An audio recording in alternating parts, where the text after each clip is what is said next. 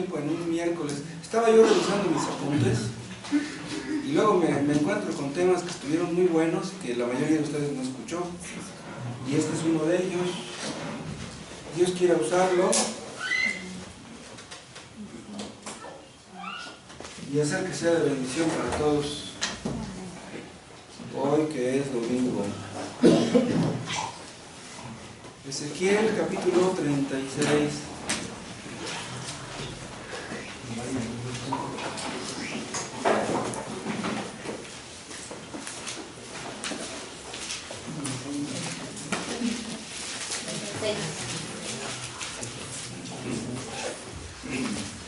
Vean esta promesa que Dios hace aquí.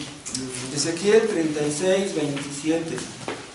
Y pondré dentro de vosotros mi espíritu, y haré que andéis en mis estatutos, y guardéis mis preceptos, y los pongáis por obra. Oh Padre Celestial, haz esto. Pon en nosotros tu espíritu y haz que te obedezcamos en todos los que estamos aquí. Condúcenos, oh Dios, a la obediencia, y apártanos de la desobediencia, de la rebeldía. Solo tú puedes hacer eso. Cumple esta promesa. Háblanos a través de tu palabra, penetra en nuestro corazón, en nuestra mente, que nos podamos apropiar de esta promesa hoy mismo. En el nombre de Jesús. Amén. Es increíble, hermanos, que Dios haya prometido algo como esto. Esta es la promesa que se conoce como el pacto de gracia. Los israelitas se habían apartado de Dios, habían hecho lo malo delante de sus ojos, pero Dios les promete esto. Lo más valioso, tener el Espíritu, lo promete Dios a gente de lo peor. Los israelitas conocían la ley de Dios, pero ¿de qué servía que la conocieran? Ustedes saben cómo les fue a causa de sus desobediencias. Pues a pesar de eso, Dios les prometió poner en ellos su espíritu.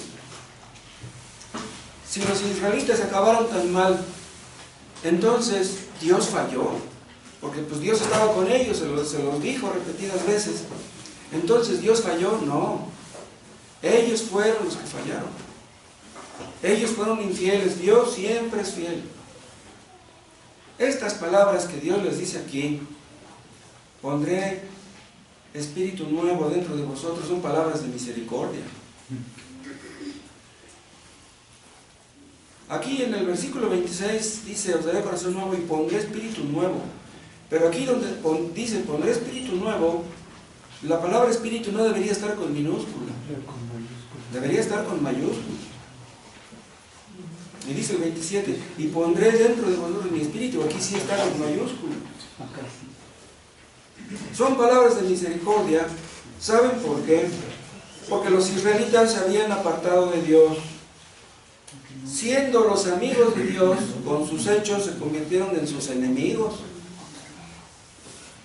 Pues vean a quién le está prometiendo estas cosas: a sus enemigos. Los fariseos conocían la ley de Dios, pero no hay ningún versículo en todo el Antiguo Testamento donde Dios hubiera prometido darle su espíritu. ¿Cómo es que aquí lo hace? Por medio de Ezequiel. Dios les había dado sus mandamientos, pero aquí cuando les promete el Espíritu Santo, les está diciendo que cuando les pusiera en ellos el Espíritu Santo, haría que obedecieran la ley. O sea, tenían la ley, pero no la obedecían. Vean lo que dice al final del 27. Y haré que andéis en mis estatutos y guardéis mis preceptos y los pongáis por obra, cosa que antes no habían hecho. Entonces, este era el propósito de esta promesa, de que ellos pudieran obedecerle. La ley nos dice, ustedes la conocen, que debemos hacer la voluntad de Dios, pero si el Espíritu Santo no nos capacita para obedecer a Dios, para hacer su voluntad, nadie puede. Por eso se le conoce como pacto de gracia. Cristo nos ordena que amemos a nuestros enemigos. ¿Quién puede hacer eso? Solamente cuando Dios pone en nosotros su Espíritu es que podemos hacer eso. Por medio del Espíritu Santo, Dios nos da tanto el querer como el hacer. ¿De qué serviría que ustedes quisieran, tuvieran el querer, pero no tuvieran la capacidad de hacer la voluntad de Dios? No, Dios nos da las dos cosas por su Espíritu, tanto el querer como el hacer. Dice que Dios les daría su Espíritu, pondría en ellos su Espíritu. ¿Quién puede merecer eso? ¿Cómo es posible que Dios, un Dios tan santo, ponga en nosotros tan pecadores su Espíritu? El Espíritu Santo, el don del Espíritu Santo es un don tan grande que nadie jamás podrá merecer ese regalo. O díganme, ¿podrían ustedes decir que merecen que Cristo haya muerto por ustedes? ¿Quién podría decir eso? ¿Un arminiano será capaz de decirlo? ¿Yo merezco que Cristo haya derramado su sangre por mí? Me imagino que algunos sí sería capaz. Sí, ¿verdad que sí, no? ¿Es posible que un pecador pueda merecer que el Espíritu Santo venga a él y le haga un santo? Les dice Dios, pondré dentro de vosotros mi Espíritu. ¿Por qué? Por la gracia de Dios, por su Espíritu Santo, por su misericordia. Este es, repito, el pacto de gracia. Es una palabra de misericordia, pero en segundo lugar, tiene que ser una palabra divina también. ¿Por qué? Porque es imposible que Ezequiel hubiera inventado estas palabras. Ningún ser humano podría haberlas dicho excepto Dios. Todos los miembros de esta iglesia juntos no podemos hacer que el Espíritu Santo muera en una persona. Ustedes como padres pueden inculcarles a sus hijos buenas cosas, pero ustedes no pueden poner el Espíritu Santo en sus hijos. Eso es algo que solamente Dios puede hacer. Dios es todopoderoso. Y eso lo podemos ver cuando una persona tiene el Espíritu Santo y se aparta del pecado. ¿Cómo podemos saber si una persona es salva? Cuando vemos que empieza a combatir contra el pecado, que empieza a dejar el pecado y que pregunta, ¿cómo puedo hacerle? La persona que está inmersa en esa lucha, ¿sí?, es que ya tiene el Espíritu Santo. Ningún inconverso lucha contra su pecado, ninguno. Si ustedes están luchando contra su pecado y están pidiendo la ayuda de Dios en contra del mismo, es que ustedes ya son salvos. Hay algunos que pudieran pensar, el día que yo deje el pecado, entonces voy a ser salvo. No, entonces ustedes nunca van a ser salvos, porque ustedes nunca van a dejar el pecado. Los creyentes estamos luchando contra el pecado, pero llegará el día en que dejaremos de luchar. No. Siempre, hasta el día de nuestra muerte, estaremos luchando los creyentes en contra de nuestro pecado. Eso demuestra la sinceridad de una persona. Una persona sincera se abre al escrutinio, pregunta, investiga, se abre y le dice al hermano, oye hermano, yo tengo una lucha, ora por mí. Un hipócrita no hace eso. El hipócrita se esconde, se oculta, aparenta que es bueno. Un creyente, ¿de qué tiene que aparentar? Cuando una persona empieza a dejar su pecado, nos preguntamos, ¿este sí es un creyente? Nosotros nos proponemos esto, nos proponemos aquello, pero muchas veces nos falta poder para hacerlo, nos falta capacidad. Pero cuando Dios dice, pondré en vosotros mi Espíritu, Él lo va a cumplir. No les quepa duda. Nosotros a veces prometemos y no cumplimos, mal hecho, pero Dios no es así. Si la salvación de los seres humanos dependiera del ser humano, dependiera de uno mismo, nadie sería salvo. Nadie. Pero Dios ha prometido poner en nosotros su Espíritu, porque Él hará lo que nosotros no podemos. Nosotros oramos por la gente que viene a escuchar aquí. Pero ¿de qué sirve que venga la gente si Dios no pone su Espíritu Santo en ellos? Lo importante es lo que Dios hace. En realidad predicar lo pudiera hacer cualquiera, pero poner el Espíritu Santo solamente Dios puede hacerlo. Dios interviene en el asunto. Dios dice, yo quiero salvar a este, y ese es salvo. Dios tomó la decisión y las cosas se hacen. Es una palabra de misericordia, es una palabra divina, pero también es una palabra personal. Es una palabra individual. ¿Por qué? Pecamos uno por uno tenemos que arrepentirnos. Tenemos que ser perdonados uno por uno. Tenemos que confesar nuestros pecados uno por uno. Si un hijo ve que su papá es muy cristiano y que ora por él, pues ¿de qué sirve que su padre sea muy cristiano y que ore por él? Él tiene que arrepentirse. Si ustedes dicen, pues el hermano fulano y el hermano sutano están orando por mí, ¿y de qué sirve que oren por ti? Si tú no te arrepientes y dejas tu pecado, de nada sirve que oren por ti. La salvación es algo personal, el arrepentimiento es algo personal. Vean cómo dice otra vez nuestro texto en el versículo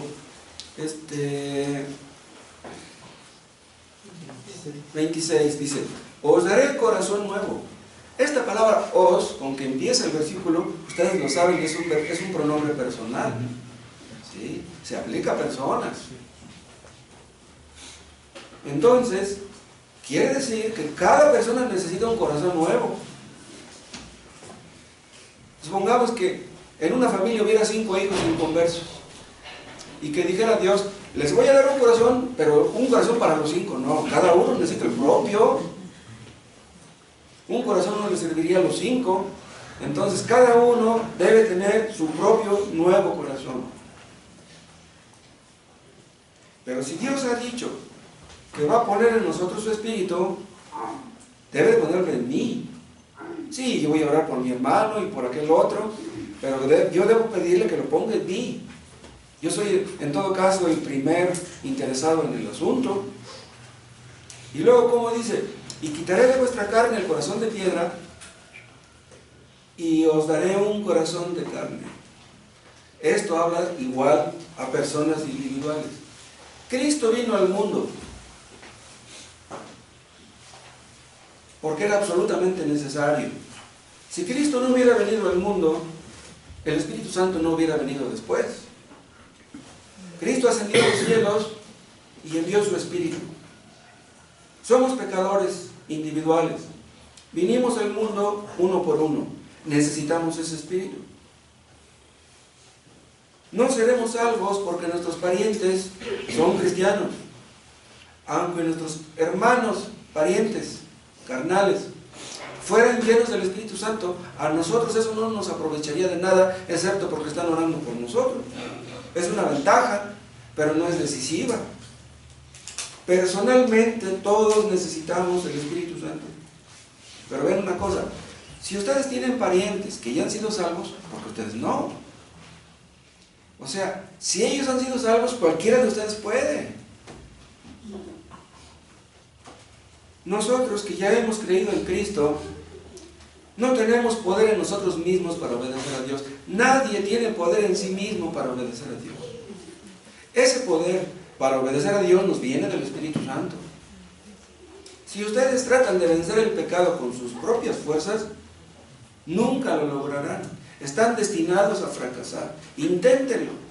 Traten de vivir sin pecar. No pueden. Si ustedes están luchando con sus propias fuerzas por vencer el pecado, arrepiéntanse de eso. Porque ustedes están queriendo usurpar el papel del Espíritu Santo. Ustedes no pueden. Pero el día que ustedes crean en Cristo verdaderamente, se sometan a Él, se arrepientan de su pecado, entonces entenderán que tienen el Espíritu Santo. Y entonces serán capacitados para hacer lo que Dios quiera que hagan. Acuérdense ustedes que primero es la regeneración y después son el arrepentimiento y la fe. ¿Cuándo es cuando una persona se arrepiente y cree en Cristo? Cuando ya nació de nuevo. O sea, ustedes no nacerán de nuevo, ¿sí? Perdón, ustedes no se arrepentirán y creerán hasta que nazcan de nuevo. Pero muchos piensan que van a nacer de nuevo, ¿sí?, hasta que se arrepientan y crean. El día que yo me arrepienta, el día que yo crea, entonces Dios me va a dar el Espíritu Santo y voy a nacer de nuevo. Primero es el Espíritu Santo y luego es el arrepentimiento. Si ustedes están haciendo algo para tratar de arrepentirse y para tratar de creer, ustedes nunca se van a arrepentir y nunca van a creer. Dependemos de esto absolutamente de Dios. Esto nadie lo puede merecer. La regeneración es obra del Espíritu Santo. Primero es el Espíritu Santo y luego es el arrepentimiento. Entonces, si ustedes no se han arrepentido verdaderamente, es que no tienen el Espíritu Santo. Pero si ustedes están pensando, Señor, yo he querido arrepentirme, pero no puedo. No puedo porque no me has dado tu Espíritu Santo, tú tienes la culpa. No, Dios no tiene la culpa. Si ustedes no se han arrepentido es porque ustedes no han querido. Y no hay ninguna contradicción en esto, aunque aparentemente la hay.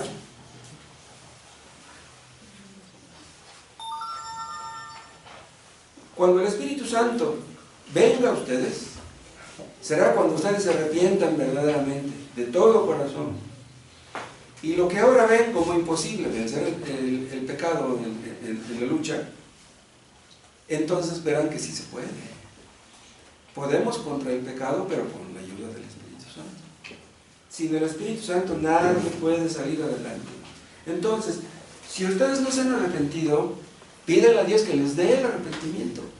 Si ustedes no tienen la fe, pídanle a Dios que les dé la fe. Entiendan que dependen de Él para estas cosas. No vayan a pensar que esto depende de ustedes y que esto depende de Dios. No, todo depende de Dios.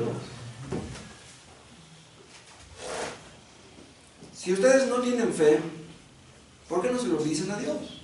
Señor, yo quisiera creer en ti, yo quisiera obedecerte, pero no puedo. A Dios le gusta que seamos sinceros, que le digamos las cosas tal y como son. No lo vamos a engañar a Él. Si ustedes han tratado de orar y no pueden, pues no pueden porque no tienen el Espíritu Santo. Solamente una persona que tiene el Espíritu Santo puede orar verdaderamente. Los que no tienen el Espíritu hacen como que oran, como que juegan a la oración, pero no pueden orar realmente. Pero cuando tengan el Espíritu Santo, Él les enseñará a orar. Esta es una palabra divina, es una palabra que les dije, una palabra personal, y es una palabra que separa también. ¿Por qué que separa? ¿Saben por qué? Porque cuando viene el Espíritu Santo, nos hace diferentes de los demás. La persona que tiene el Espíritu Santo no puede ser como nosotros. Hay un libro de A.W. Tozer que se llama Ese increíble cristiano. En serio, es un buen título. Un cristiano es una persona increíble. En un sentido es como todos, pero hay algo que le hace diferente. Y hay algo que los demás no pueden entender. Es que tiene el Espíritu Santo, pero el Espíritu Santo es invisible. Dice la palabra de Dios, el que está en Cristo, nueva criatura es. Ya no es el mismo de antes, ya es diferente. No tenemos que ser como los demás para ganar a los demás, no, tenemos que ser diferentes a los demás. Los que tienen el Espíritu Santo ya no pueden ser los mismos de antes, tienen gustos diferentes, pensamientos diferentes, deseos diferentes.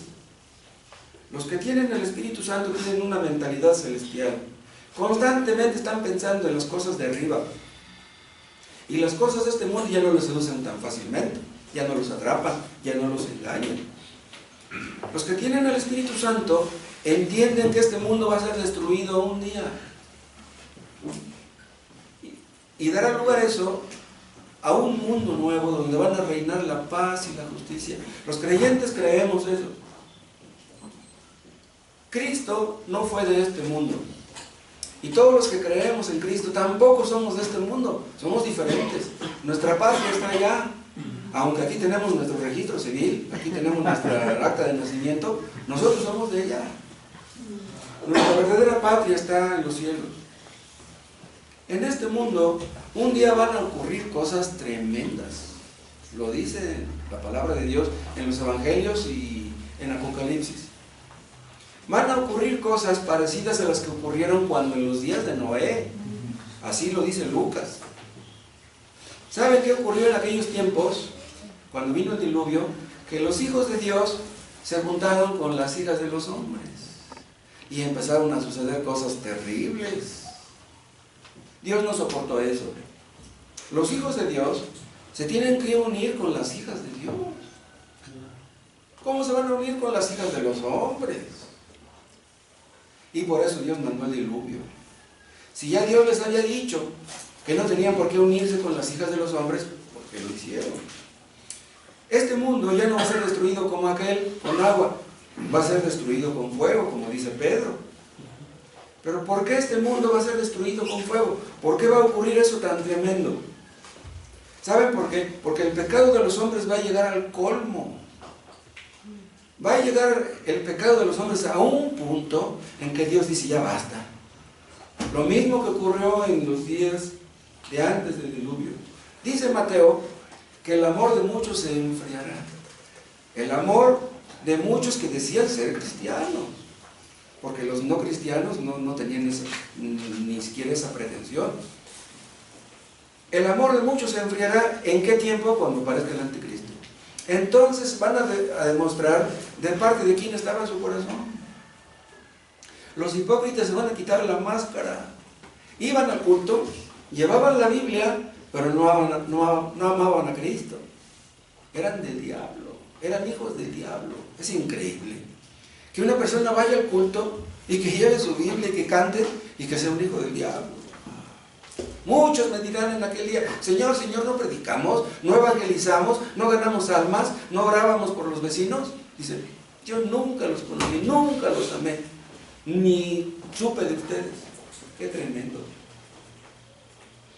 Cuando Cristo dice que el amor de muchos se enfriará, eso se aplica a personas individuales, pero también se aplica a iglesias. Ese día cuando Cristo venga, las vírgenes necias entenderán que eran necias. Muchas iglesias se jactan de que tienen mucha gente, hacen campañas y conciertos, invitan al cantante fulano y al cantante sultano. Puro teatro, puro cuento. Dios no está con ellos.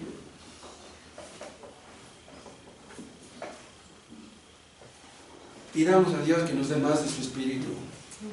El Espíritu Santo los ha apartado a ustedes de las vanidades de este mundo. Hay una diferencia entre ustedes y los que los rodean. Se nota la diferencia. Nuestros conocidos saben que somos cristianos, o nos da vergüenza confesarlo, reconocerlo. Es una palabra que separa, pero ¿saben qué? Es una palabra que une también. ¿Pero en qué sentido? Si separa, ¿cómo es que une? Ah, porque nos une a Dios, nos une a Cristo. Cuando tenemos el Espíritu Santo, estamos en Cristo, y como Cristo está en Dios, estamos unidos a Dios. Así de sencillo. Pero vean, ¿cómo es que el Espíritu Santo viene a morar en personas mortales como nosotros? Los cielos de los cielos no pueden contener a Dios. ¿Cómo es que un cuerpo de carne puede contener al Espíritu Santo que mora en nosotros? ¿Podrían ustedes explicar eso? Yo se los dije en alguna ocasión. Supongamos que alguien nos pregunta, oye, ¿tú eres cristiano? Sí. ¿Tú tienes el Espíritu Santo? Sí. A ver, explícame, ¿cómo se siente tener el Espíritu Santo? ¿Cómo se siente? ¿Qué les vamos a decir? Nuestros cuerpos son mortales, pues el Espíritu Santo habita en cuerpos mortales, mora en cuerpos mortales. Por eso, como dicen todos, un cristiano es una persona sorprendente, es increíble. El Espíritu Santo nos separa del mundo y nos une a Dios. Los creyentes están en Cristo, los no creyentes están en el mundo. Entonces ahí pueden ustedes ver esta separación y pueden ver esta unión también. En el momento que viene el Espíritu Santo a una persona, le es dado el sello del Espíritu Santo, como habla Pablo en Efesios 1, ¿se acuerdan? Los creyentes hemos recibido el sello. ¿Recuerdan qué significa ese sello? Habla de propiedad, habla de autenticidad, ¿y de qué otra cosa? No me acuerdo, son 3 cosas. Bueno, el Espíritu Santo nos dice que que le pertenecemos a Cristo. Somos de su propiedad. Ya tenemos el sello encima. Este es mío. Entonces, al tener ese sello, ya somos de Cristo. ¿Quién puede quitar ese sello? ¿Quién puede romper ese sello? Ustedes pueden falsificar un sello del gobierno aquí en México, a lo mejor, pero ¿quién podría hacer algo con el sello del Espíritu? Los cristianos, cuando nos ponemos a orar, podemos darnos cuenta que el Espíritu Santo lleva nuestra oración en la misma presencia de Dios. El Espíritu Santo, como si tuviera alas, toma nuestra oración y la lleva hasta Dios. Y nos levantamos reconfortados.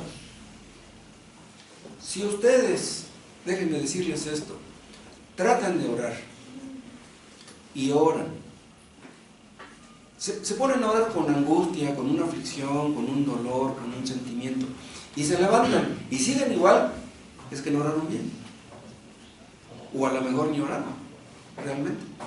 Un cristiano pone su carga en las manos de Dios y ahí la deja y se levanta. Gracias, Señor, en ti esperaré, en ti confiaré, que tú hagas lo que has dicho. Que tenemos que levantarnos y igual que cuando nos pusimos a orar, no puede ser. Es por el Espíritu Santo que tenemos acceso al Padre. Es por medio del Espíritu que somos participantes de la naturaleza divina. No somos pequeños dioses, pero somos participantes de la naturaleza divina. Y el Espíritu Santo nos dice también por medio de este texto que esta es una palabra condescendiente, porque ¿cómo dice Dios? Pondré en vosotros mi espíritu. Para que eso fuera efectivo, tenía que venir Cristo al mundo y después morir, resucitar y enviar su espíritu. Pero vean, la simple encarnación de Cristo, el hecho de que haya venido a hacerse carne, como vimos en el tema de la Navidad, es algo sorprendente. ¿Cómo es que Dios se hizo carne? Nosotros creemos firmemente que Dios es todopoderoso. ¿Y Dios pudo convertirse en carne? ¿Cómo es eso? Si tratan de explicarlo, pues no pueden. Aquel bebé que tenía la Virgen María en sus brazos era Dios. Los magos llegaron a adorar a Dios. Aquel niño no era un niño cualquiera, aunque en un sentido era un niño cualquiera. Era un niño como todos, pero en otro sentido no. Antes de venir al mundo, Cristo creó este mundo. Y cuando Cristo andaba caminando por las calles de Galilea, por las calles de Judea, estaba caminando por las calles, por este mundo que Él mismo había creado. Entonces, vean, Dios estaba en aquel niño de Belén, y en aquel jovencito carpintero que le ayudaba a José. Dios estaba en aquel hombre sufriente, en el hombre que murió en la cruz, en el hombre que resucitó. Es increíble que Dios haya venido al mundo. Pero más maravilloso, si se puede, es decir, que el Espíritu Santo mora en nosotros. ¿Cómo es eso? En este mundo hay millones de creyentes. ¿Pueden ustedes creer que el Espíritu Santo mora en cada uno de ellos? Oramos, y si oráramos al mismo tiempo 20 millones de cristianos en el mundo, ¿Dios nos escucharía a todos? ¿Cómo es eso? Eso de que Dios se hizo carne es algo que la mente humana no alcanza a entender, pero nosotros lo creemos por el Espíritu Santo. El Espíritu Santo moraba en Cristo ilimitadamente, sin límites, sin restricciones. ¿Por qué? Porque Cristo era santo como ninguno. Pero ¿cómo entender que el Espíritu Santo pueda morar en pecadores como nosotros? Bueno, en Cristo sí, pero ¿cómo en nosotros? Diríamos incluso, ¿saben qué? Que al morar en nosotros el Espíritu Santo se humilla. Si un cristiano tiene malos pensamientos, llega a tener malos pensamientos, ¿el Espíritu Santo es el causante? No. Si un cristiano hace algo malo, ¿el Espíritu Santo que mora en él es el culpable? No. El Espíritu Santo nunca es culpable nuestro. Si pecamos, pecamos porque queremos y nosotros somos los únicos culpables. El Espíritu Santo mora en hombres imperfectos, pero ¿saben qué? Somos imperfectos, pero anhelamos la perfección. ¿Anhelan ustedes eso? anhelan ser puros y santos, serán saciados cuando estén allá. Ahora vean un texto en Romanos 8.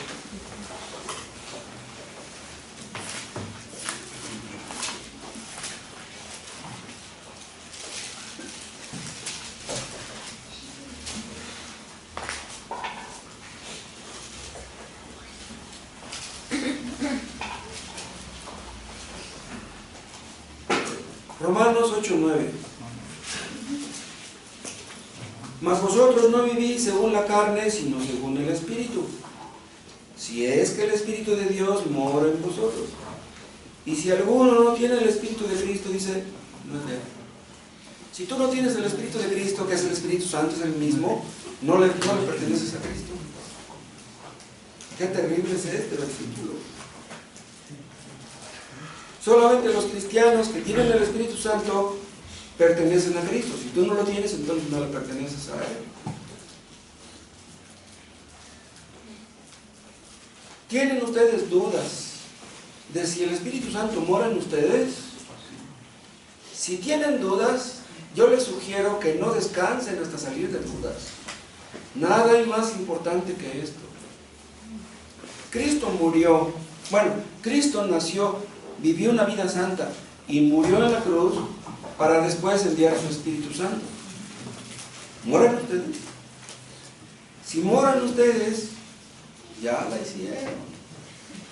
Ya todos los graves problemas se solucionaron. Para eso, yo les sugiero también que se sometan al Espíritu Santo cada día de sus vidas. Sométanse a Cristo, al Espíritu Santo, como cristianos, como padres, como esposos, como trabajadores, como estudiantes. Cada vez que ustedes vayan a hacer algo, consulten con Dios. Busquen las influencias del Espíritu Santo. Consulten con Dios. Y Dios les guiará y les mostrará por qué caminos deban andar. No contristen al Espíritu Santo. ¿Cuándo contristamos al Espíritu Santo? Cuando hacemos cosas que no debemos. No apaguen al Espíritu Santo. ¿Cuándo apagamos el Espíritu Santo? Cuando no hacemos lo que debemos hacer. Pecados de comisión y pecados de omisión. No contristen ni apaguen al Espíritu Santo. Apártense, hermanos, de todo aquello que contrista al Espíritu. Si ustedes saben que algo no le agrada a Dios, dejen eso. Dispongan su corazón, hermanos, para sentir la guía del Espíritu. Si ustedes están atentos, el Espíritu Santo les dirá, vete por ahí, apártate de acá. Sentirán la influencia, el impulso del Espíritu Santo que les está diciendo lo que tienen que hacer. Y si ustedes lo hacen, la paz y el gozo estarán con ustedes. ¿Se acuerdan que en el Antiguo Testamento una nube cubrió el tabernáculo y también el templo de Salomón? ¿Cómo fue eso? Ese fue un gran misterio. ¿Se acuerdan que Dios les hablaba a los israelitas por medio del Urim y del Tumim? Ese también fue un gran misterio. Pero ¿saben una cosa? Es más maravilloso que el Espíritu Santo mora en nosotros. Más maravilloso que aquello. Hay personas que obedecen a un impulso interno y creen que están obedeciendo los impulsos de Dios. Dicen, no, un fulano mató a su hijito. Dicen, no, si es que yo oí una voz de Dios que me decía, ¿cómo? ¿Será posible que Dios pueda decirle a un fulano que mate a alguien? Confunden la voz del diablo con la voz del Espíritu. Debemos tener mucho cuidado de que esos pensamientos que vienen a nosotros sean de Dios y no del diablo. Dios guía a su pueblo, ¿de qué manera? Dios nos guía hablándonos a la mente. O sea, los cristianos tenemos un cerebro, debemos aprender a usarlo. Los cristianos debemos guiarnos por el sentido común. Pero si el sentido común no te alcanza para tomar cierta decisión, ya sabes a quién recurrir. Si ustedes no saben qué comprar, si regio, pétalo, no van a consultar con Dios por eso. O ustedes déjense guiar por el sentido común. Dios les enseñará qué papel comprar. Si no saben qué comprar, si un escuerdo o una coca, pues no consulte con Dios para eso. Pero si estamos atentos a la guía del Espíritu Santo, nos guiará, no nos quepa duda. Y cuando Dios dice, pondré dentro de vosotros mi espíritu, también es una palabra espiritual. ¿Por qué? Vean, ustedes han estado cuando bautizamos a una persona. En el momento que estamos bautizando a una persona, las personas que ven están recibiendo una especie de mensaje. Bueno, ¿y ese tipo por qué se bautiza? O sea, es como si el bautismo nos hablara. Tomamos la Santa Cena y los que no la toman dicen, bueno, ¿por qué ellos la toman y nosotros no? Es como si Dios nos hablara, oye, ¿por qué tú no la estás tomando? Si aquellos que están al frente la están tomando, tú deberías hacer lo mismo, pero ¿por qué no la he tomado? Bueno, Dios te está hablando. Pero de todas maneras es una palabra carnal. Tanto el bautismo, el rito del bautismo, como la Santa Cena son algo puramente externo. Pero cuando Dios dice, yo pondré mi espíritu, es una palabra espiritual, la palabra bendita. Es algo que no puede hacer ni el bautismo ni la Santa Cena. En otras palabras, el bautismo y la Santa Cena no confieren el Espíritu Santo. Solamente Dios puede hacer eso. A un inconverso no le aprovecha bautizarse. A un inconverso no le aprovecha tomar la Santa Cena. A los únicos que les aprovecha eso es a los cristianos, a los que ya tienen el Espíritu. Cuando Dios envía su Espíritu, no está en la superficie, no está aquí nada más en el cerebro, no. Toma el control de toda la persona. Toda nuestra personalidad es influenciada por el Espíritu Santo. Nosotros podemos bautizar a la gente, nosotros podemos administrar la Santa Cena, pero solamente el Espíritu Santo puede transformarla. Y es una palabra eficaz también. ¿Por qué eficaz? Vuelvan a ver el texto. Vean el 27. Ezequiel 36, 27. Y pondré dentro de vosotros mi espíritu y haré que andéis en mis estatutos. Dice, ustedes no pueden, pues yo lo voy a hacer. Y dice, y guardéis mis preceptos. ¿No los han guardado? Haré que los guarden. Y dice, y los pongáis por obra. Por eso es una palabra eficaz, porque Dios puede hacer lo que nosotros no hacemos. Vean, los fariseos conocían la ley. La ley producía temor en ellos. Vean, eso es lo que hacen en todas las sectas. En todas las sectas espantan a la gente, producen temor en ellos. Pero ¿de qué sirve el temor si no te enseñan a obedecer? No te capacitan para obedecer a Dios. Los testigos de Jehová le dicen a la gente que ya falta poco para que venga el Señor y que ya las señales están dadas, que miren los terremotos y las guerras que hay en diferentes lugares. Les encanta espantar a la gente. ¿Pero de qué sirve? El Espíritu Santo no está con los testigos de Jehová. Ellos no creen en la deidad del Espíritu Santo. Entonces, ¿de qué sirve que los espanten? ¿Pero qué hace el Espíritu Santo? Graba la palabra en nuestros corazones. Y entonces, no solamente produce temor, produce amor. ¿Por qué obedecemos a Dios? Porque lo amamos. ¿Por qué oramos? Porque lo amamos. ¿Por qué evangelizamos? Porque lo amamos. Si ustedes no aman a Dios, esa palabra no ha sido eficaz en ustedes. No ha puesto Dios en ustedes su espíritu. Nosotros podemos obligar a un hijo nuestro a que nos obedezca, ¿sí o no? Con el cinturón en la mano podemos obligarlo a que nos obedezca. O podemos hacer que nos tema. Si le pegamos muy fuerte, nos va a tener miedo. Pero solamente el Espíritu Santo puede hacer que obedezcamos a Dios con alegría. Eso solamente lo puede hacer Él. Un hombre que tiene el Espíritu Santo ama a Cristo. Entonces, por ese amor que le tiene a Cristo, es capaz de cualquier cosa. El amor puede hacer lo que el odio no puede. Si ustedes tienen un cuarto oscuro y lo quieren alumbrar, ponen un foco adentro. No lo van a poner afuera. ¿Cómo fue que Saúl profetizó? Dios puso en él un foco afuera. ¿Cómo es que Judas hizo maravillas? Dios puso un foco afuera. Y Judas Iscariote y Saúl no fueron salvos, pero el Espíritu Santo los guiaba de afuera. Pero el Espíritu Santo viene a los creyentes adentro. Entonces el Espíritu Santo hace lo que no podríamos hacer. Por eso los inconversos no pueden entender la palabra de Dios. Leen la Biblia y no la entienden. Por eso no pueden orar, porque no tienen el Espíritu Santo. Pero cuando viene a ti, te pones a leer y casi cualquier cosa que leas la entiendes. Es increíble cuando una persona empieza a entender todo lo que lee. Va de sorpresa en sorpresa.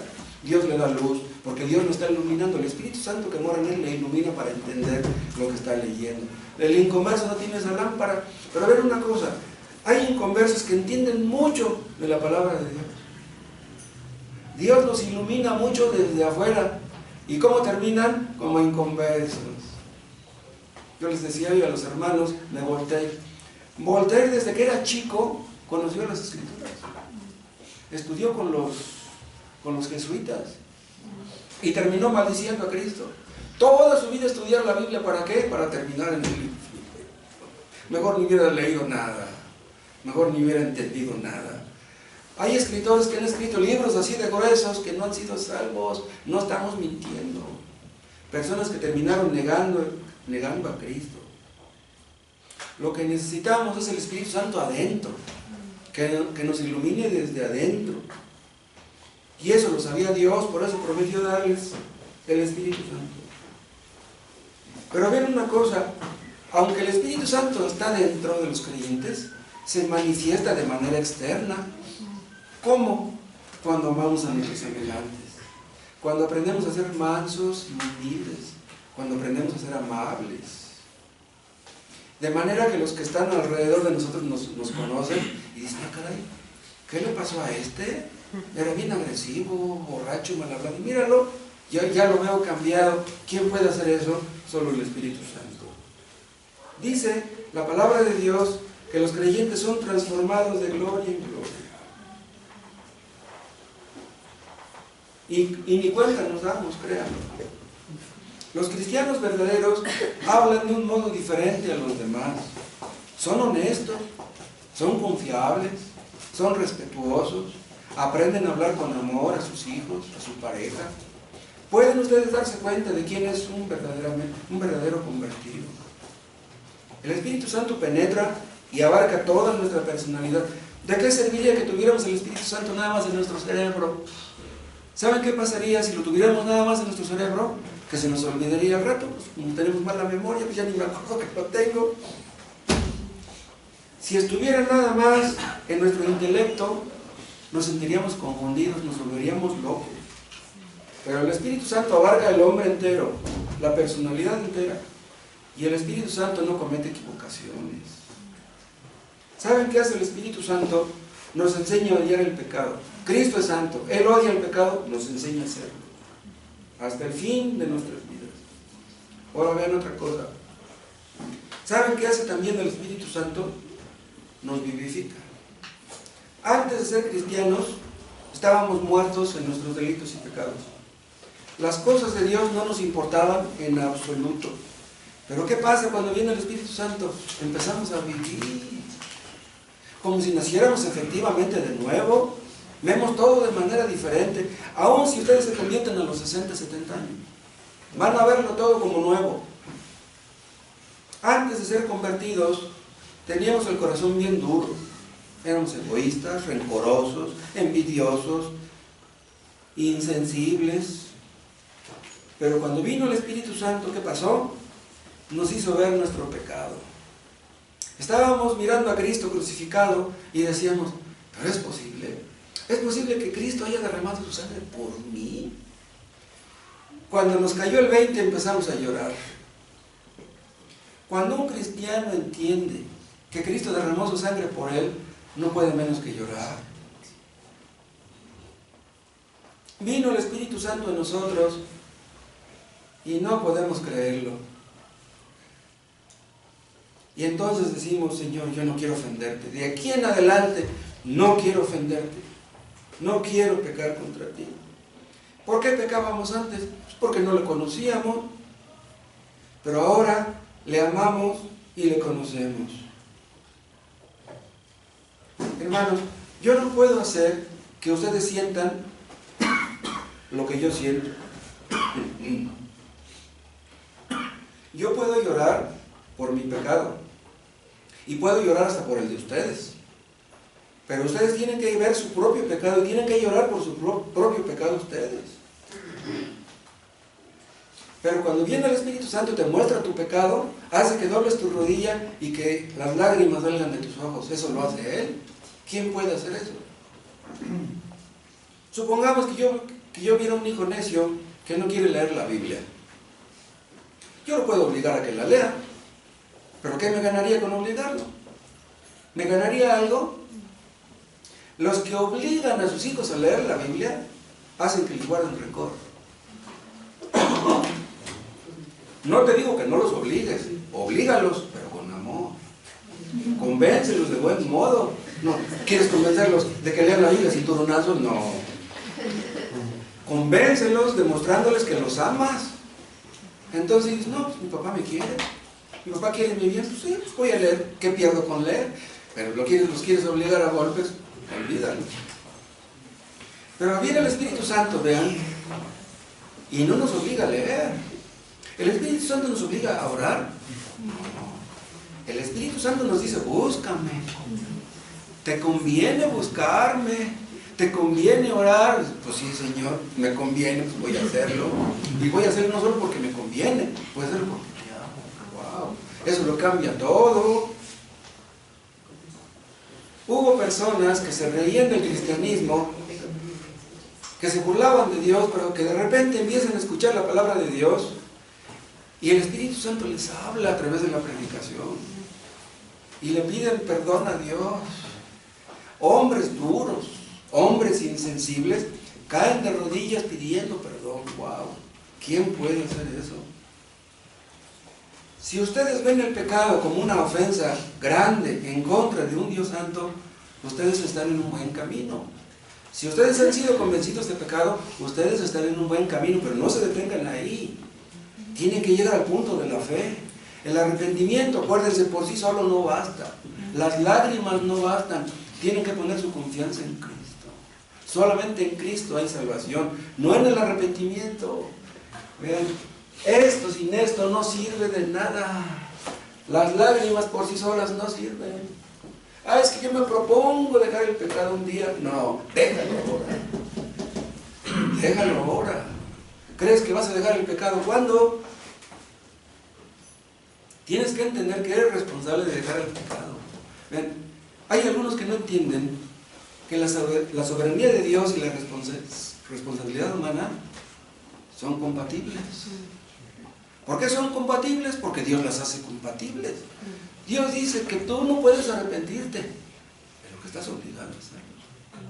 ¿Pero por qué estoy obligado a arrepentirme si no puedo arrepentirme? Porque Dios dice que tú eres responsable. Vamos a suponer que un hombre va bien borracho manejando un coche, pero va bien tomado, y se le atraviesa un niño y lo atropella, y lo detienen ahí de alguna manera, llega la patrulla y lo agarran. Ya lo juzgan y le dice al juez, señor, yo no soy responsable, porque iba bien borracho y por eso no vi al niño. Entonces no eres responsable, eres doblemente responsable por ir borracho manejando, por matar al niño. Es que yo no soy responsable de arrepentirme porque no puedo, tengo el corazón muy duro, no puedo arrepentirme. Tienes el corazón muy duro, pues eres doblemente culpable. Dios no tiene la culpa de que tú tengas el corazón duro. Pero si Dios te da un corazón de carne, vas a descubrir que tu corazón ya no es duro. Era de piedra, pero ahora es de carne, rositas son rosadas. ¿Quién puede hacer eso si no Él?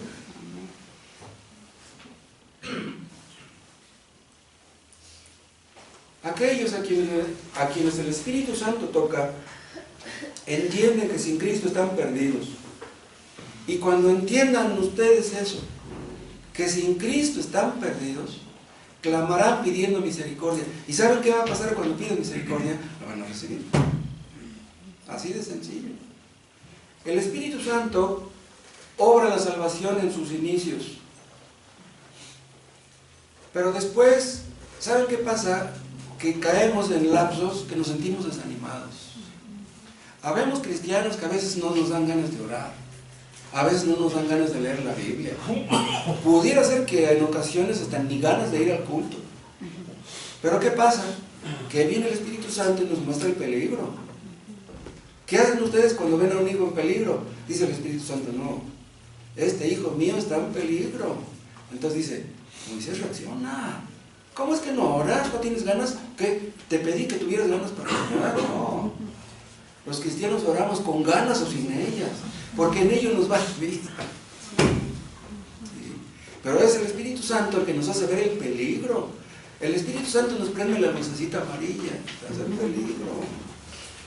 El Espíritu Santo nos vivifica, nos anima, pone en nosotros las ganas de orar, las ganas de leer, las ganas de evangelizar. Un cristiano, ya se los he dicho en alguna ocasión, a veces podemos llegar a ver la vida cristiana como algo rutinario, como algo pesado. Pero Cristo dijo, yo no apagaré el pábilo que humeare. Esto se los enseñaba el otro día, en un miércoles a los hermanos. Cristo prometió no apagar el pábilo que humeare. ¿Se acuerdan qué cosa es un pábilo?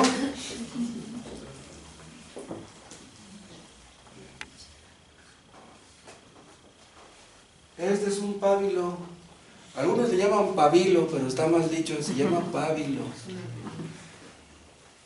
Bueno, esta es la luz. Pero los cristianos, a veces la luz se nos apaga y nos sentimos muy apagados. Pero el pábilo está humeando. Si está humeando, hay fuego ahí. Y si hay fuego ahí, es que está el Espíritu Santo. Pues Cristo prometió no apagar ese pábilo. El Espíritu Santo viene y le sopla. Y otra vez sale la flama. Un cristiano, por muy apagado que se encuentre, clama a Dios por el Espíritu Santo y inmediatamente le dan ganas de hacer lo que tiene que hacer. Yo les sugiero que no se conformen con orar superficialmente. No se conformen con orar 3-5 minutos. No se conformen con leer 3-5 minutos. Pidamos al Espíritu Santo que nos fortalezca, que nos capacite para servir a Dios y para hacer su voluntad. Otra cosa, el Espíritu Santo infunde luz. Ya lo dije, pero voy a decir un poco más. Un inconverso está ciego a las cosas espirituales. Lee la Biblia, se aburre. Lee la Biblia, le da sueño. Vienen al culto y no se pueden concentrar. Están pensando en su trabajo, en sus deudas, en sus hijos, en su casa. Los inconversos no pueden pensar en Dios. Leen la Biblia, un capítulo, 2, 3, y se jactan de que leen mucho. Pero no entienden de qué sirve que lean. Pero cuando tienen el Espíritu Santo, empiezan a entender, ya lo dije. El Espíritu Santo nos va iluminando. Y cuando nos ilumina, empezamos a descubrir pecados que antes ni ubicábamos. ¡Ah, caray! No creí que fuera yo tan iracundo. No creí que fuera tan soberbio. No creí que yo fuera así. El Espíritu Santo te muestra lo que traes dentro. El Espíritu Santo nos muestra la real condición en que nos encontramos nosotros y los que nos rodean. ¿Saben qué va a pasar cuando el Espíritu Santo mora en ustedes? Empezarán a ver cosas que nunca antes imaginaron. Si ustedes leen la Biblia y entienden muy poco, no se desanimen, sigan leyendo, pídanle a Dios que les ilumine para que entiendan más. El Espíritu Santo nos convence de pecado. Y es por eso que muchos no quieren leer. Porque dicen, no, me pongo a leer y me siento mal. Me pongo a leer y me doy cuenta que ando mal. Entonces, para no darme cuenta que ando mal, mejor no leo. No, leemos para sentirnos mal. Y ya después, cuando nos sentimos mal, oramos y ya nos sentimos bien. Le pedimos a Dios que nos ilumine, pero que nos capacite para ubicar nuestro pecado y para poder mortificarlo. Si no nos arrepentimos, Dios no nos perdona. El Espíritu Santo nos habla al corazón, nos habla a la conciencia. Hubo un tiempo que escuchábamos la palabra de Dios y nos creíamos buenitos. No, pues sí, pues es interesante lo que dice el predicador, pero pues eso no se aplica a mí. Yo soy buenito, yo no le echo mal a nadie, pero cuando viene el Espíritu Santo nos hace ver que estamos sucios de los pies a la cabeza. Cualquiera de los que estamos aquí. No estoy inventando, no estoy hablando a tanteo. Todos los que estamos aquí hemos cometido pecados horribles. ¿Cuál es el pecado más grande? No amar a Dios con todo el corazón. ¿Ustedes lo hacen? ¿Quién ama a Dios como se merece? Ese es el peor pecado. El Espíritu Santo nos hace ver cuál es el verdadero enemigo. ¿Cuál es el verdadero enemigo? Es el pecado. El verdadero enemigo, vean, no es el diablo. Primero es el pecado. El verdadero enemigo no son los demás, nuestros padres, nuestra pareja, nuestros hijos. El verdadero enemigo es el pecado que mora en nosotros. Y el Espíritu Santo nos dice, mira, tienes que luchar contra eso, contra ese pecado. Cualquier persona sensata puede suponer que es pecador. Pero una cosa es que suponga que es pecador y otra cosa es que el Espíritu Santo le demuestre que lo eres. El Espíritu Santo nos acorrala y ya no nos deja escapatoria, nos pone entre la espada y la pared. Tú eres aquel hombre, tú eres el pecador y no otro. Algunos de ustedes tal vez se pongan a orar y le digan a Dios, Señor, soy pecador, te he ofendido. Es posible que lo digan y se levanten y sigan igual. ¿De qué sirvió decirle a Dios, soy pecador, si se levantan y siguen igual? Pero vean, cuando una persona reconoce verdaderamente que es pecador, ¿cómo nos damos cuenta? Vean, no es fácil detectar a esas personas. El Espíritu Santo nos muestra que somos pecadores. Pero ¿cómo explicarlo? ¿Cómo poder entender que una persona está siendo influenciada por el Espíritu mostrándole su pecado? ¿Cómo? Hay personas que lloran, esto lo he comentado, hay personas que lloran escuchando la predicación, hay personas que lloran leyendo la Biblia, pero las lágrimas no son decisivas, no son definitivas. Las lágrimas son muy engañosas. Personas que pecan, le dicen a Dios, perdóname por mis pecados, y se levantan y vuelven a su pecado. La única forma como podemos acercarnos a Dios es reconociendo corazón adentro que somos pecadores. ¿Por qué fue ofrecido Cristo en la cruz? Fue ofrecido por pecadores reales, por pecadores verdaderos. No murió a causa de que éramos buenos, de que éramos justos. Pero lo hemos dicho y lo repito, nadie puede ver su pecado si Dios no se lo muestra. Ustedes no buscarán a Cristo como su Salvador, a menos que entiendan que son pecadores. Porque si creen ser buenos, pues nunca lo harán. Otra cosa, el Espíritu Santo, ¿saben qué hace? Nos purifica, porque dice, pondré dentro de vosotros mi espíritu y haré que andéis en mis estatutos y los pongáis por obra. ¿Cuándo los pondremos por obra? Cuando seamos purificados. El Espíritu Santo nos hace nuevas criaturas, hace que tengamos nueva vida. Y esa nueva vida es fuente de santidad. Dice Juan, el que es nacido de Dios no practica el pecado. ¿Qué es lo que practica? La santidad, lo opuesto. Entonces, los que tienen el Espíritu Santo han sido hechos árboles nuevos y llevan fruto nuevo, fruto bueno. ¿Y qué hace el Espíritu? Que nos limpia para que llevemos más y más fruto. ¿Saben qué hace el Espíritu Santo? Que le da una puñalada mortal al pecado. El Espíritu Santo rompe con el dominio del pecado en nosotros, de manera que ya después el pecado no se puede enseñorear de nosotros. Ya no podemos pecar como antes, es imposible. El poder del pecado se va debilitando y el poder del Espíritu se va fortaleciendo. La vieja naturaleza no quiere morir, la vieja naturaleza quiere que pequemos, quiere que seamos como antes, pero esa vieja naturaleza está condenada y debe morir. Si ustedes están tratando de vencer el pecado con sus propias fuerzas, ríndanse. Ustedes no pueden.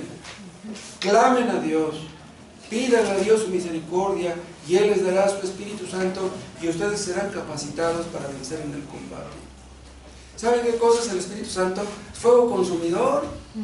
Y es que consume el pecado que mora en nosotros, los remanentes de pecado. Dentro de nosotros hay una lucha, ya se los he dicho muchas veces. Hay una lucha entre la carne y el Espíritu. ¿Quién ganará? Ustedes ya lo saben. El pecado es un poder formidable, pero contra el poder del Espíritu no puede. Pidámosle a Dios que nos dé más de su Santo Espíritu para que seamos santificados. Otra cosa, el Espíritu Santo nos preserva. Tal vez los cristianos perderemos una guerra, una batalla, pero no vamos a perder la guerra. Los cristianos a veces tenemos tentaciones terribles. Ruge la tentación y parece como que vamos a caer. Pero ¿qué pasa? Viene el Espíritu Santo y nos dice, tienes que ser más vigilante, tienes que orar más, tienes que leer más, tienes que obedecerme. ¿Quién nos capacita para vencer en el combate? Pues es el Espíritu. Pero el Espíritu Santo nos hace ver que preferiríamos morir que pecar en contra de Cristo. No queremos ofender a nuestro Señor. El Espíritu Santo nos aparta del pecado. ¿Saben ustedes para qué? Para que podamos ser útiles a nuestros semejantes. Porque si no somos apartados del pecado, ¿cómo podremos ayudar a otros? El Espíritu Santo se da cuenta cuando estamos débiles, cuando estamos desanimados. El Espíritu Santo nos ayuda a entender lo que antes no entendíamos. Hay algunos que piensan, yo no quiero hacerme cristiano, porque si me hago cristiano, no creo que ser capaz de vivir la vida cristiana. No, hombre, ¿quién puede contra esa solemne cartilla? ¿Quién puede? No, hombre, está duro ser cristiano. Si tú te arrepientes de tus pecados y crees en Cristo, Dios te da su Espíritu y podrás hacer lo que no podías. O sea, Dios te ayudará a perseverar. Por ti mismo no puedes. Pero vean, la perseverancia implica que si ayer querías dejar de pecar, hoy debes querer lo mismo. Y pasado, el que persevera hasta el fin, este será salvo. No basta con que te hayas arrepentido hace 15 días, hace un mes, hace un año. Tus lágrimas de hace un año no te sirven para nada. Tienes que hacerlo todos los días. Todos los días necesitamos a Dios, que nos dé su gracia todos los días. No basta con que ustedes digan, no, es que yo un día me bauticé, un día derramé muchas lágrimas. No, no, ahora, tienes que hacerlo ahora. La fe verdadera no es flor de un día, la fe verdadera persevera. Ustedes tal vez piensen, no, pero yo no puedo perseverar. Muchas cosas he intentado y las he dejado inconclusas, las he dejado truncas. Yo no puedo perseverar. Dios te ayudará. No te preocupes. El Espíritu Santo se encargará de que tú perseveres. Aunque llegaras a vivir hasta 100 años, aunque llegaras a vivir los años de Matusalén, el Espíritu Santo te ayudaría. Otra cosa, el Espíritu Santo nos guía. ¿Qué dice Juan? ¿Qué dice Cristo? Nos guía a toda la verdad. El Espíritu Santo nos da discernimiento para discernir entre la verdad y el error, de manera que no seamos engañados por los falsos maestros. Y si tienen dudas de por dónde caminar, ya les dije, el Espíritu Santo les mostrará el camino. Y no solamente les mostrará el camino, los va a encaminar para que caminen en ese camino. Ustedes saben lo que quiere decir la palabra encaminar. Ay, es que yo no puedo, ándale. ¿Qué hizo aquel ángel cuando sacó a Lot de Sodoma? ¿Se acuerdan? Lo tomó de la mano, lo encaminó. No quería salir. No tomen ustedes decisiones sin consultar con Dios. Busquen la guía divina y el Espíritu Santo los va a iluminar y los guiará. Y si tienen dudas, aflicciones, no corran de aquí para allá consultando con los amigos. Lo primero que tienen que hacer ustedes es consultar con Dios. Antes que ir con los demás, doblen sus rodillas y pidan que Dios nos guíe. El Espíritu Santo nos va a guiar en la vida. El Espíritu Santo nos va a guiar en la muerte. El Espíritu Santo nos va a guiar hasta que partamos. El Espíritu Santo nos va a ayudar, nos va a librar del poder de las consecuencias de nuestros pecados pasados, de manera que no nos destruyan, de los pecados presentes y de los pecados futuros. El Espíritu Santo todo lo puede. Por muy oscuro que sea el camino, apóyense ustedes en el Espíritu Santo, nunca se apoyen en ustedes mismos. Y por último, ¿saben qué hará el Espíritu Santo? Nos consolará. ¿Por qué se le llama consolador? Por ejemplo, si ustedes ven un hijo pequeñito que está llorando, ¿qué hacen ustedes? Pues van y se acercan al niño. ¿Qué necesita mi hijo? Pues van y le dan lo que necesita. Si nosotros estamos angustiados, eso es lo que hará el Espíritu Santo. ¿Será posible que nos deje morir solos? Si hay aquí algún cristiano triste, algún cristiano afligido, lleguen a su casa y pónganse a orar hasta que reciban respuesta. ¿Saben qué hace el Espíritu Santo? Se opone a los afanes, se opone a las preocupaciones. Un cristiano no tiene por qué durar mucho tiempo en una situación así. ¿Saben qué hace el Espíritu Santo? Habla paz a nuestro corazón, habla paz a nuestra conciencia. El Espíritu Santo hace que nos rindamos a la voluntad de Dios. ¿Por qué te afanas, oh alma mía? ¿Y por qué te turbas dentro de mí? Espera en Dios, porque aún he de alabarle, salvación mía y Dios mío. El Dios verdadero es nuestro Dios, ¿de veras? Si el Dios verdadero es nuestro Dios, ya la hicimos. Si ustedes están en Cristo, ya la hicieron. Si ustedes tienen el Espíritu Santo, tienen fe, amor, gozo, humildad, paciencia, todo lo que se necesita. Y si ustedes no tienen el Espíritu Santo, no tienen nada. Ni amor, ni gozo, ni paciencia, ni humildad, ni mansedumbre. No tienen nada. Si ustedes no tienen el Espíritu Santo, no son de Cristo. Y ustedes están en peligro. Cerciórense, pregunten, no descansen hasta estar seguros de estar en Cristo, de haber sido perdonados. En este mundo todo lo podemos perder. Bueno, de hecho todo lo vamos a perder. Pero si tenemos a Cristo y Cristo es nuestro, nunca lo vamos a perder. Él es nuestro tesoro, nuestra paz, nuestro deleite, nuestro placer, nuestro todo. Que ponga en nosotros su Espíritu. Padre, hazlo. Oh Dios, y si aún hay en nosotros algo del corazón de piedra, quítalo. Y pon completamente un espíritu de carne en nosotros. Que mortifiquemos todo pecado. Que te amemos a ti por encima de todo. Que Cristo reine en cada hogar, en cada familia, en esta iglesia. Padre, que no dejemos de orar por nuestros hijos. Que tu Espíritu Santo nos enseñe a orar. Que tu Espíritu Santo ayude a los que no son convertidos a doblar sus rodillas delante de ti. Hazlo hoy mismo. Y no te esperes para mañana, Padre, porque hay muchos que no han sido salvos aún. Solamente tú puedes dar el Espíritu, hazlo. Y tu nombre recibirá toda la gloria. Te lo pedimos en el nombre de Jesús. Amén. Amén.